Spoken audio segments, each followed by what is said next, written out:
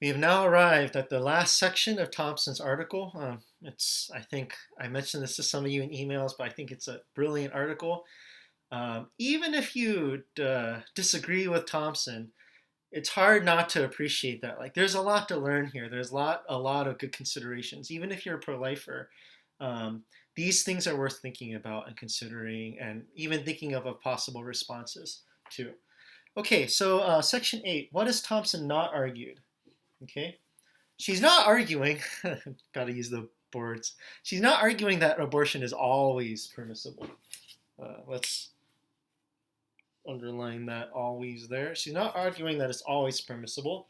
And the reason is because remember what she says about the box of chocolates case, okay? Um, or what she thinks about the violinist that's hooked up for the case where you're only hooked up to the violinist for only 1 hour. You're still being an indecent, callous, bad person. And in her view, actually, acting wrongfully in not sharing your chocolates with the younger brother in the second box of chocolates case. Okay? Or in the case where you only had to stay hooked up to the violinist for 1 more hour, you are acting wrongly or indecently if you decide to unplug right away, especially if there's only like a minute left.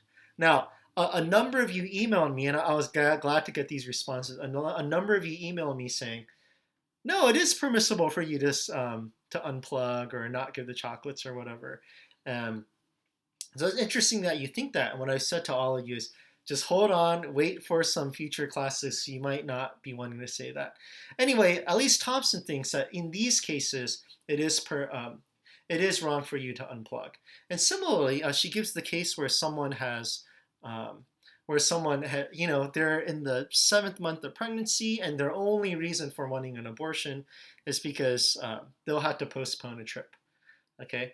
Now, in this case, I think she wants to say, in that case, it would be more like the second box of chocolates case, or more like the case where you only had to stay hooked up to the violinist for 1 hour. In that case, it would be wrong. Okay. Now, that being said, Thompson doesn't want to say, though, that that gives the fetus a right to the use of the mother's womb. For her, rightness and wrongness is a little bit different from when someone has a right to use your stuff. Uh, Okay, so that's the first point. The second question on the handout.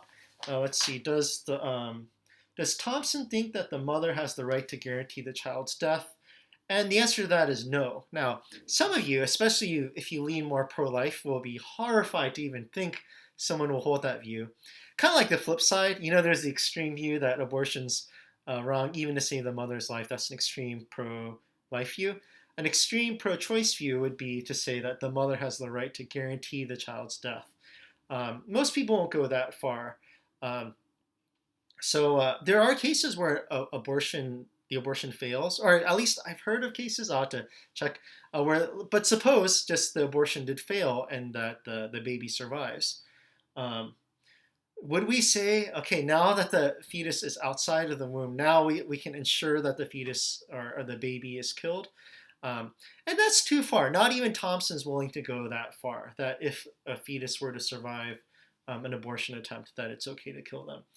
She thinks the mother doesn't have the right to secure the child's death. And the example she uses is this.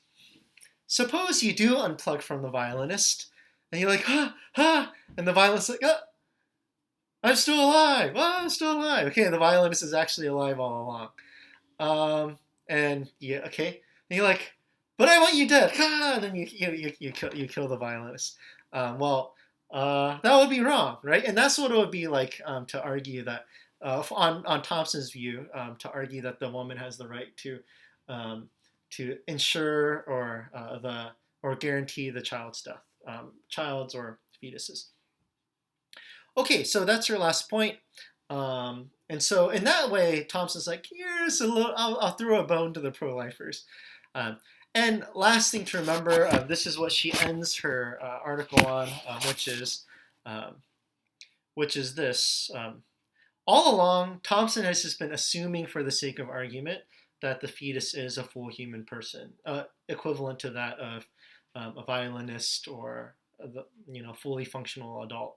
And that's something that she doesn't actually agree with. So remember, that's the background. She doesn't actually think that.